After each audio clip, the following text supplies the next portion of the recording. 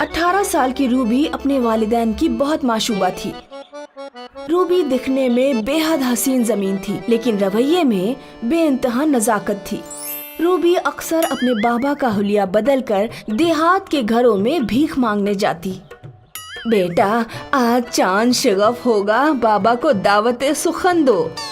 इस अंदाज से वो देहात के घरों में खीर पूड़ी नौश फरमाती और बेइंतहा कह लगाती और अपनी माँ से अर्ज करती, अम्मी जान, आज मैंने दीनदयाल चच्चा के यहाँ फकीर बनकर खीर पूड़ी खाई। रूबी रात में इब्लिस का चेहरा पहनकर देहात के लोगों को नाखेज करती और जब कोई खौफ खाता तो कह लगाती। अक्सर लोग रूबी के घर गिले शिकवे लेकर आते। अरे रूबी की अम्मी, आज फिर रूबी ने नागवार हरकतें की हैं। अब वो कह रहा है कि मैं बाहर दाखिल नहीं होऊंगा। समझाती क्यों नहीं हो? इतनी बड़ी रूहें रवा हो रही है, फिर भी चुगल मस्ती से बाज नहीं आती। सब्र चाहती हूँ आपा जान, आज आने दीजिए घर पर, अच्छे से सबक देती हूँ। कभी कभी रूबी के बाबा रूबी से मजाक में कहते, तेरा निकाह एक चेचकदार लड़के से करवा दूंगा। अगर आपने मेरा निकाह शहजादे से नहीं कराया तो मैं ससुराल में शौहर की खूब पिटाई किया करूंगी। इस तरह रूबी का जुगल मस्ती नजरिया था, लेकिन वक्त किसका मुंतजिर होता है, वो तो नाकाबिले बर्दाश्त था। एक रोज रूबी गर्म दूध फ्रिज में रखने जा रही होती है और उसका पैर फिसल जाता है और गर्म दूध उसके हसीन चेहरे पर छलक जाता है। रूबी का हसीन चेहरा कई जगह से झुलस जाता है। कई दिनों की तीमारदारी के बाद वो दवाखाने से अपने घर आती है और आईने में अपना चेहरा देखकर अश्क बहाती है। बाबा जान, अब मुझसे कोई निकाह नहीं करेगा, मैं देखने में बदबख्त लग रही हूँ। ऐसा नहीं कहते मेरी बच्ची, हम बेइंतहा दौलत उसे पेशे नजर देंगे, लेकिन तुम्हारा निकाह किसी शहजादे दर अमल से करेंगे। एक दिन जब सब सो जाते हैं तो रूबी को ख्याल आता है, अगर बाबा जान किसी लड़के को बेइंतहा दौलत पर से नजर करते हैं तो शायद कोई मुझसे निकाह कर ले, लेकिन मेरी शक्ल देखकर कोई मुझसे मोहब्बत नहीं करेगा। इसीलिए रूबी नदी में कूदकर खुदकुशी करने जाती है। जब वो नदी में छलांग लगाने वाली होती है तभी उसे सच्ची रूह दिखाई देती है। क्या हुआ बच्ची, तुम खुदकुशी क्यों करना चाहती हो? आप मेरे जले हुए चेहरे को देख रहे हैं, ऐसे बदबख्त चेहरे की लड़की से कौन मोहब्बत करना चाहेगा? मोहब्बत खूबसूरती पर एतमाद नहीं है, और ऐसी मोहब्बत जो किसी की खूबसूरती पर एतमाद हो, खूबसूरती के फना होने के बाद वो मोहब्बत भी फना हो जाती है। मुझे इल्म और आदाब वाली बातें जहन में नहीं आती। क्या आप मुझे मेरी माजी खूबसूरती में मुंतकिल कर सकते हैं? मैं तुम्हारी माजी खूबसूरती मुंतकिल नहीं कर सकता, लेकिन मैं तुम्हें एक तिलिस्मी आईना देता हूँ। इस आईने में चेहरा देखकर तुम किसी का भी रूप मुंतखाब कर सकती हो। वो तिलिस्मी आईना लेकर अपने घर तशरीफ लाती है। वो अखबार खोलकर देखती है और तिलिस्मी आईने से कहती है, ए तिलिस्मी आईने, मुझे अखबार में नजर आ रहे हसीन चेहरे में मुंतकिल कर दो। रूबी का चेहरा शहजादी जैसा हसीन जमील हो जाता है। रूबी की खूबसूरती के किस्से दूर दूर से निस्बत आती है। रूबी की खूबसूरती देखकर एक लड़का रूबी से बिना कुछ नजर लिए रूबी से निकाह कर लेता है। चंद दिन तो रूबी की शादीशुदा जिंदगी खुशगवार गुजरती है। रूबी का शौहर हर वक्त उसके हुस्न में मशगूल रहता, लेकिन एक दिन एक हादसा हो जाता है और उसके हसीन चेहरे पर निशान आमादा हो जाते हैं। तब से रूही के शौहर का रवैया नागवार होने लगा। क्या आपके लिए दस्तरखान लगाऊं? मैं खाना तो नोश फरमा लूंगा, फिलहाल तुम मेरी नजरों से दूर रहो। दूसरे दिन वो फिर तिलिस्मी आईने से अपना चेहरा हसीन जमील कर लेती है। रूबी का शौहर रूबी को देखने के बाद अपना रवैया फिर से माजी अहवाल अख्तियार कर लेता है। चलो रूबी, आज हम दोनों कोई फिल्म देखने चलते हैं। रूबी की शादीशुदा जिंदगी खुशनुमा हो जाती है। चंद दिनों बाद रूबी को साइनस नाम का मर्ज हो जाता है, जिससे उसके हसीन चेहरे पर स्याह दाग हो जाते हैं। रूबी के शौहर का रवैया फिर से तल्ख अंदाज ले लेता है। अरे मैंने तो हसीन परी से निकाह किया था। तुम्हारे हसीन चेहरे पर तो अजीबो गरीब से दाग दिखने लगे हैं। अब से तुम अलग कमरे में रहा करो। रूबी उस दिन बहुत अश्कबार करती है और उसे सच्ची रूह की वो बात जहन में आती है। और ऐसी मोहब्बत जो किसी की खूबसूरती पर एतमाद हो, खूबसूरती के फना होने के बाद वो मोहब्बत भी फना हो जाती है। रूबी तिलिस्मी आईने से अपना माजी हुस्न वापस दरकार करती है। फिर वो नहर किनारे उन्हीं सच्ची रूह से मुलाकात के लिए जाती है। ऐ सच्ची रूह, आज मैं आपकी बात समझ गई और मैंने तिलिस्मी आईने से अपना माजी हुस्न वापस मांग लिया है। आप ये तिलिस्मी आईना रख लीजिए। अब अगर कोई मेरे असली चेहरे से मोहब्बत करता है तो ठीक है, वरना मैं तन्हा ही रहूंगी। मीरपुर देही इलाके में रामदास अपनी बीवी के साथ रहता था। रामदास मछलियाँ खरीद फरोख्त का काम करता था। आज नाश्ते में क्या बना है? मछली पनीर की सब्जी, अरहर की दाल और अंडे का ऑमलेट बनाया है। सभी चीजें बहुत लज्जतदार बनी हैं। ठीक है मेरी हुस्ने जाना, ले आओ। नाश्ता करने के बाद रामदास मछलियाँ पकड़ने के लिए नहर पर जाता। दिन भर चिलचिलाती धूप में मछलियाँ पकड़कर घर लौटता। आ गए, सरदार का सिपाही आया था।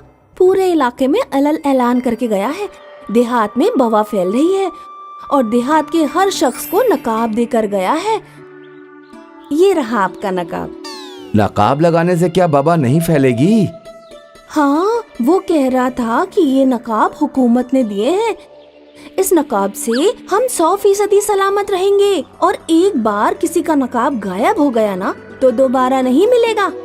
और बिना नकाब के घर के बाहर निकलने की इजाजत किसी फर्द को नहीं है। ठीक है, अब इत्तला देना बंद करो, दस्तरखान लगाओ। क्या बनाया है? आलू, गोभी, मटर, टिंडे, भिंडी और मछली और इन सब को मिलाकर शानदार मौले सब्जी बनाई है। ठीक है, जो भी पकाया है ले आओ। दूसरे दिन हर फर्द देहात में नकाब पहनकर घूम रहा था। रामदास भी नकाब पहनकर मछलियाँ पकड़ने निकलता है।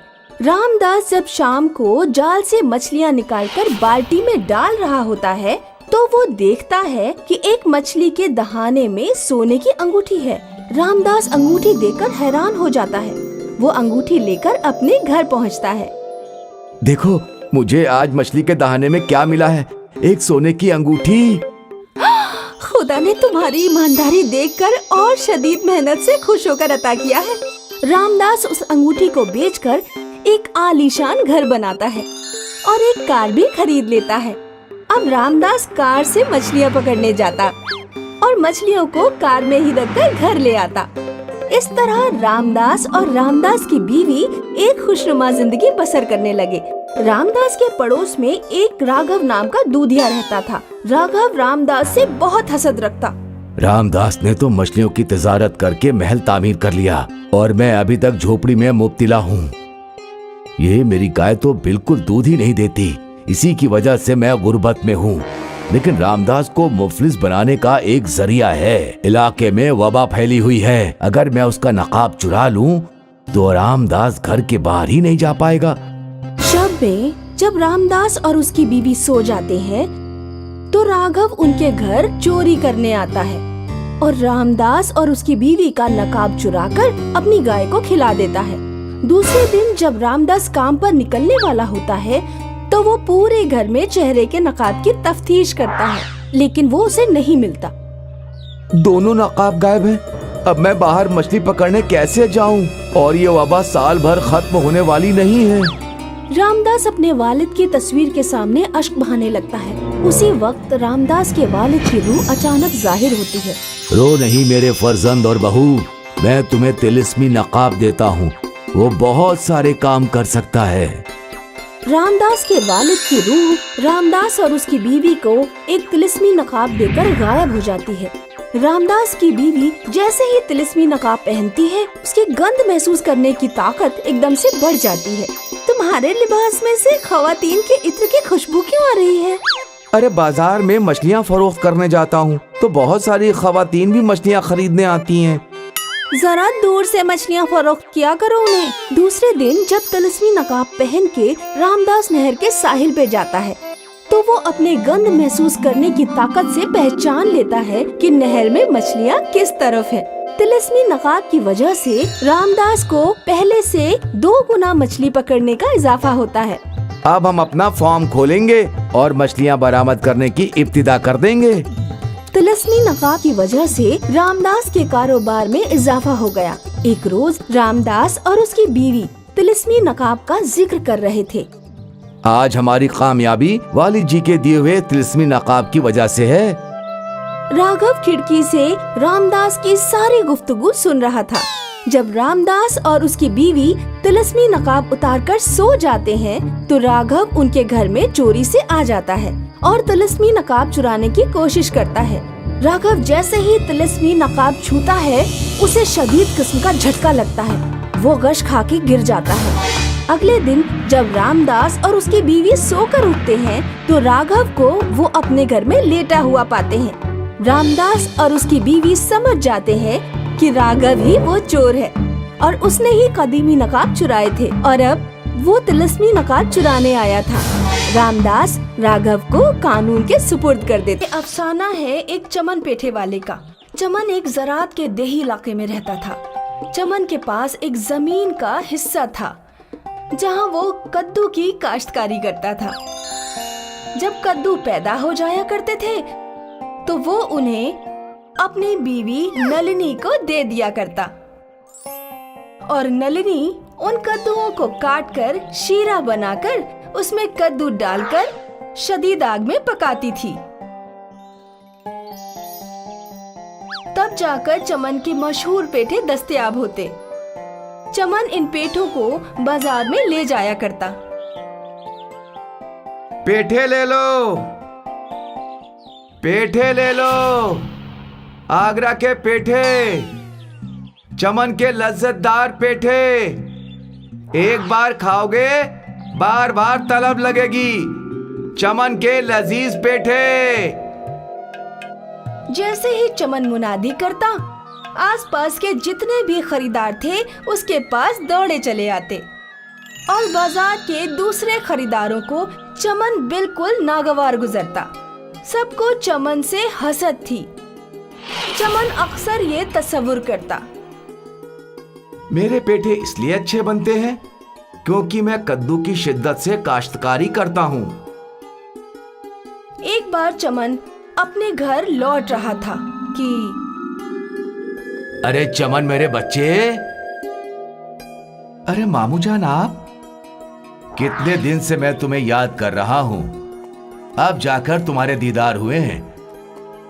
चलो घर तशरीफ ले चलते हैं। चमन अपने दूर के मामू जान के साथ उनके दौलत खाने गया। पल्लवी, जरा पानी लाओ बेटा। अभी पेश करती हूँ बाबा जान। पल्लवी बेइंतहा हुस्न की मलिका थी। जब वो पानी लेकर आई तो चमन उसको हैरान ज़दा देखता ही रह गया। अरे बेटा, सिरे आप करो। जी मामू जान। और बताओ, सब खैर खैरियत से है? कारोबार कैसा है? आपकी दुआओं से सब कुछ उम्दा है। बेटा बुरा मत मानना, लेकिन तुम्हारे निकाह को 10 साल हो गए, अब तक तुम्हें कोई फर्जंद नहीं है। मैं भी उसी रोज का मुंतजिर हूं जब मेरे घर में विलादत की गूंज सुनाई देगी। तो मुश्किलात क्या है? दूसरा निकाह कर लो। मुझे कौन लड़की देगा? बरखुरदार हाँ तो बोलो, मैं तुम्हें अपनी दुख्तर देने के लिए राजी हूं। चमन को तो अपने कानों पर यकीन ही नहीं हो रहा था। चमन घर गया और उसने नलिनी की तरफ देखा। एक नलिनी है जो बदनजर है और उसके चेहरे पर राशे भी हैं, और एक पल्लवी है जो हसीन जमील है। गुज़िश्ता रोज बाद चमन और पल्लवी का निकाह हो जाता है। फिर वो लोग घर पहुंचते हैं और अपने शौहर की दूसरी बीवी देखकर नलिनी जरो-जार अश्क बहाने लगी। मुझसे ऐसा क्या गुनाह हो गया था जो आपने दूसरा निकाह कर लिया? तुमने मुझे अब तक औलाद से महरूम रखा, यही तुम्हारी सबसे बड़ी वजह है। अब दफा हो जाओ मेरे घर से।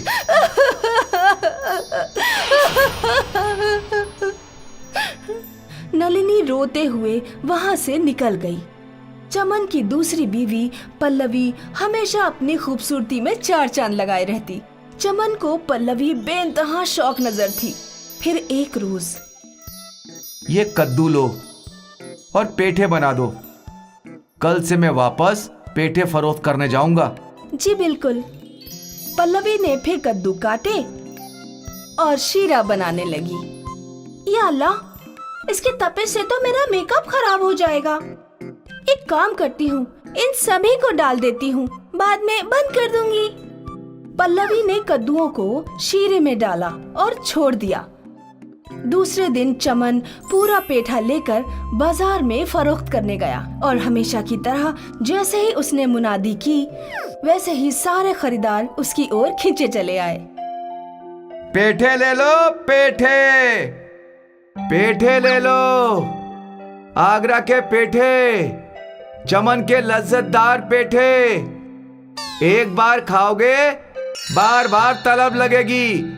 चमन के लज्जतदार पेठे ले लो। चमन घर गया। सारे पेठे बिक गए, और बना दो। पल्लवी ने कद्दू शीरे में डालकर फिर से छोड़ दिए।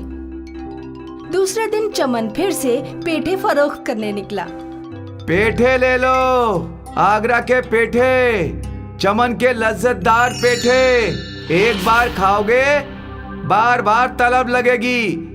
चमन के लज्जतदार पेठे ले लो। लेकिन इस बार कोई भी खरीदार चमन के पास नहीं आया। चमन ताकुब कर रहा था। अरे ये क्या, खरीदार आ क्यों नहीं रहे हैं? चमन शाम तक मुंतजिर रहा, लेकिन कोई खरीदार नहीं आया। कितना मनहूस दिन है, एक भी खरीदार नहीं आया। लेकिन ऐसा क्यों? कहीं पेठे में तो कोई खराबी नहीं है? चमन ने अपना एक पेठा उठाया और उसे चखा। थू थू थू थू, इतना बदमजा स्वाद। या अल्लाह, इसीलिए कोई खरीदार नहीं आया। चमन को पल्लवी पर बहुत रश आया। वो सीधे घर गया। पल्लवी, पल्लवी, ये क्या है? ऐसे कोई पेठे बनाता है? कद्दू ठीक से गले भी नहीं है। मुझे जैसा आया मैंने वैसा बनाया, और मैं उस चूल्हे के पास सारा वक्त बैठकर उन कद्दुओं को नहीं पका सकती। मेरा चेहरा खराब हो जाएगा, मेरा सारा मेकअप बर्बाद हो जाएगा।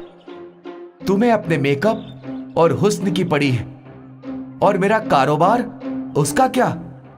वो आप देखिए, आपका कारोबार है, आप खुद ही पेठे बना लीजिए। तुमसे लाख पेशतर अच्छी नलिनी थी, उसने मुझसे कभी भी बस जुबानी नहीं की, और उसके पेठे कितने लज्जतदार थे। मैं ही बदकिस्मत था जो तुमसे निकाह किया। अगर आपने मुझसे निकाह पेठे बनाने के लिए किया था तो आप मुझे पहले बता देते, मैं निकाह ही नहीं करती। मैं जा रही हूँ अपने बाबा जान के घर। पल्लवी घर छोड़कर चली गई, और अब चमन अपनी गलतियों का एहसास कर रहा था। या खुदा, ये सब मैंने क्या किया? हाय। चमन को खूबसूरती के लालच में अपनी पहली शरीके हयात से शर्मसार होना पड़ा। इसीलिए बच्चों, कहते हैं कि असल खूबसूरती रंगीन नजर के बजाय सीरत में होती है।